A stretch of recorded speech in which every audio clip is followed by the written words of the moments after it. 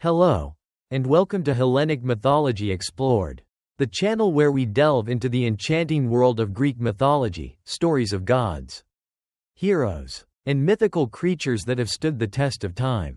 I'm your name, and it's my pleasure to guide you through these legendary tales, full of wonder, tragedy, and timeless lessons. Today, we'll uncover the story of Medusa, a tale often misunderstood. Medusa, known as a terrifying monster with snakes for hair, whose gaze could turn anyone to stone, was not always this way. Once, she was a symbol of beauty and devotion. So, let's explore how her life was irrevocably changed and how she became one of the most iconic figures in Greek mythology. Medusa was born into a family of divine origins. Her parents, Phorcys and Ceto, were primordial sea gods, and she was the only mortal among her three sisters. While her siblings were formidable and otherworldly, Medusa stood out for a different reason: her breathtaking beauty.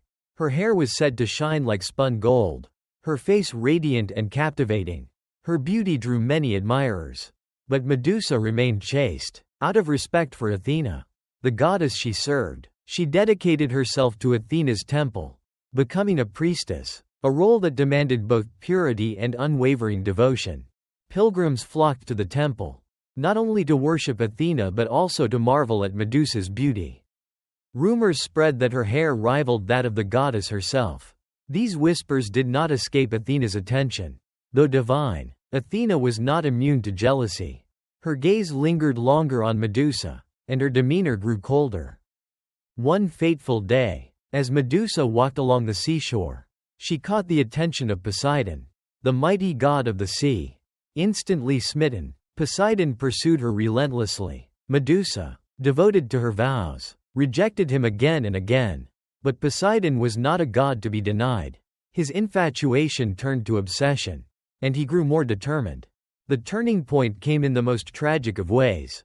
Poseidon, ignoring Medusa's pleas and her devotion to Athena, violated her within the sacred grounds of Athena's temple. The act was one of defilement and violence, a grave offense to both Medusa and the sanctity of the temple.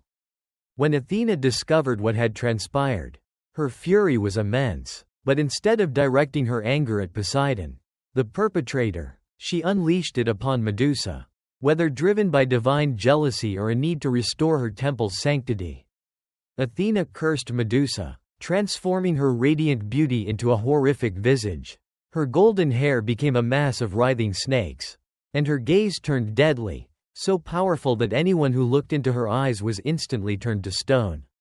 Shunned and feared, Medusa fled to a desolate island, far from the world that once adored her. She lived a life of isolation, surrounded by statues of those who sought to slay her and met their end. Her name, once associated with beauty, became synonymous with terror. But Medusa's story doesn't end there. Her life and curse became legendary, drawing the attention of heroes who sought glory by defeating her. Among them was Perseus, a demigod armed with divine tools, a mirrored shield, a sword forged by Hephaestus, and winged sandals. Perseus, with the aid of the gods, approached Medusa's lair, using the reflective surface of his shield to avoid her deadly gaze. He struck her down and severed her head. From her blood sprang Pegasus, the winged horse, and Chrysaor, a giant of great strength, both born of her union with Poseidon. Even in death, Medusa's power endured. Perseus wielded her severed head as a weapon, turning his enemies to stone. Eventually, he offered it to Athena, who placed it upon her shield, the Aegis, as a symbol of protection and strength. And so, Medusa's legacy lives on, not merely as a monster, but as a tragic figure, one of beauty, betrayal, and power. She embodies themes of vengeance, resilience, and the complexity of divine justice. Thank you for joining me today on Hellenic Mythology Explored. If you enjoyed this story, please give it a thumbs up and share it with others who might find it as fascinating as you do.